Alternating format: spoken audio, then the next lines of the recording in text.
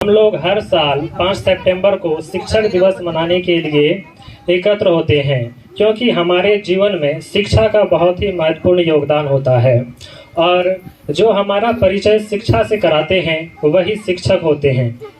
इसलिए हमारे जीवन में शिक्षकों का भी बहुत महत्वपूर्ण योगदान होता है।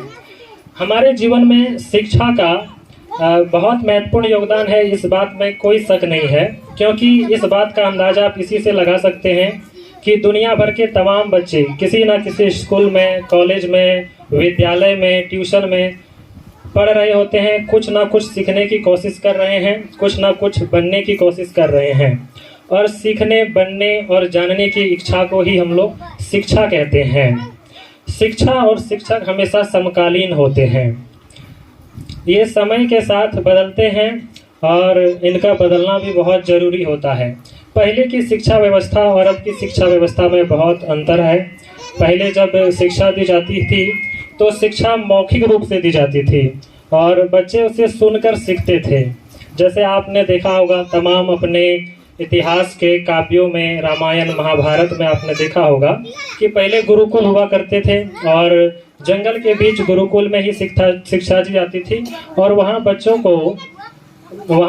को धनुर्विद्या, तलवारबाजी कैसे करना है, घुड़सवारी कैसे करना है, अपने राज्य को कैसे चलाना है, ये सारी चीज़ें सिखाई जाती थी, क्योंकि उस समय की वही मांग थी। लेकिन आज शिक्षा का स्वरूप धीरे धीरे बदल रहा है और अब शिक्षा का स्वरूप ये है कि हमें तमाम तरह की टेक्नोलॉजी, साइंस, गणित इत्यादि की शिक्षा दी जाती है, भाषा की शिक्षा दी जाती है, क्योंकि आज समय की वही ज़रूरत है। पहले शिक्षक भी अलग होते थे। पहले शिक्षक जो होते थे एक गुरुजी जैसा होते थे, जो कि बहुत अच्छे होते थे। उनका सादा लिबास होता था, वो पैदल चलते थे, बच्चों को शिक्षा देते थे और धीरे धीरे इसका विस्तार हुआ। फिर गुरुजी साइकिल से आने लगे, फिर गुरुजी मोटरसाइकिल से आने लगे, फिर अपाची कार से आने लगे गुरुजी। और ये समय के साथ ज़रूरी है, क्योंकि समय के साथ हर एक चीज़ बदलता है। पहले लोगों के पास उतनी सुविधाएं नहीं थी और मुझे लगता है कि हम आज दुनिया के सबसे अच्छे दौर में जी रहे हैं, क्योंकि हमारे पास आज इस तरह की सुविधाएं हैं, पहले लोगों के पास नहीं थी। आज हमारे पास बहुत तरह के हम लोग ज्ञान घर बैठे प्राप्त कर सकते हैं, आप अपने मोबाइल के जरिए, इंटरनेट के जरिए। लेकिन पहले का समय ऐसा नहीं था। पहले शिक्षा को, ज्ञान को एक्सेस करना बहुत मुश्किल होता था। आपको पता होगा कि दुनिया का सबसे पुराना विश्वविद्यालय तक्षशिला था और भारत का सबसे पुराना विश्वविद्यालय नालंदा, जो कि बिहार में था।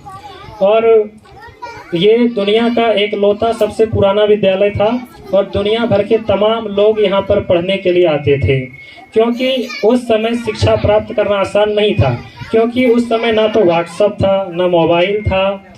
एक ही बुक होती थी जो कि जिस व्यक्ति द्वारा लिखा जाता था उसको लाइब्रेरी में रख दिया जाता था और दुनिया के तमाम लोग वहीं पर पढ़ने के लिए आते थे। लेकिन और उस समय इतनी दुविधा थी कि ना तो प्रिंटिंग प्रेस थे, ना व्हाट्सएप थी। लेकिन आज हमारे पास नॉलेज प्राप्त करने के बहुत अवसर हैं, लेकिन हमारे अंदर वो इच्छा नहीं है। तो उस इच्छा को जगाइए और शिक्षित होइए। और शिक्षा इस बात की कोई गारंटी नहीं देता है कि आपको नौकरी लग ही जाएगा, लेकिन शिक्षा से इतना ज़रूर होता है कि आप अगर नौकरी नहीं भी करेंगे, कोई भी काम करेंगे तो वो बहुत अच्छे तरीके से करेंगे और अपना जीवन बहुत अच्छे तरीके से जिएंगे। जितने भी संसाधनों की ज़रूरत होती है जीने के लिए, वो सब आप अच्छे से प्राप्त कर सकते हैं। और भी बहुत सारी चीज़ें हैं कि शिक्षक दिवस क्यों मनाया जाता है, इसकी शुरुआत कब हुई और इसका क्या महत्व है।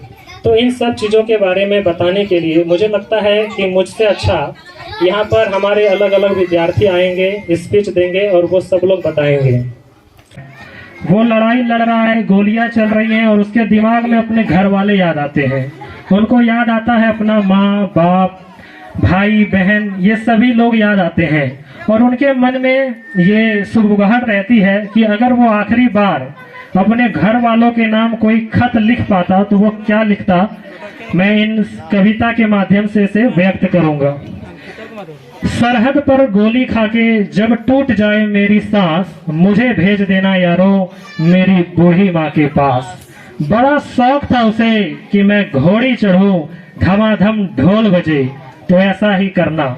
मुझे घोड़ी पर लेके जाना, पूरे गांव में घुमाना और माँ से कहना बेटा दुल्हा बनकर आया है, बहू नहीं ला पाया तो क्या, बारात तो साथ लाया है।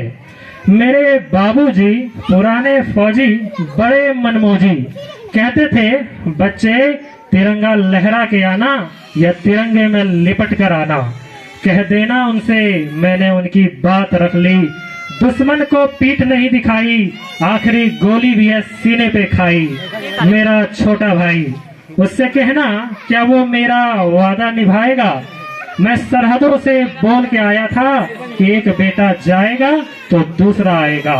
मेरी छोटी बहना, मुझे याद था उसका तोहफा लाना, पर अजीब इत्तेफाक हो गया, राखी से पहले भाई राख हो गया। वो कुएं के सामने वाला घर, 2 घड़ी के लिए वहां जरूर ठहरना, वही तो रहती है वो जिसके साथ जीने मरने का वादा किया था। उससे कहना कि भारत माँ का साथ निभाते निभाते उसका साथ छूट गया और एक वादे के लिए दूसरा वादा टूट गया। बस आखिरी ख्वाहिश, आखिरी गुजारिश, मेरी मौत का मातम न करना यारों, मेरी मौत का मातम न करना यारों। मैंने खुद ये शहादत चाही है, मैं जीता हूँ मरने के लिए, मैं जीता हूँ मरने के लिए, क्योंकि मेरा नाम सिपाही है।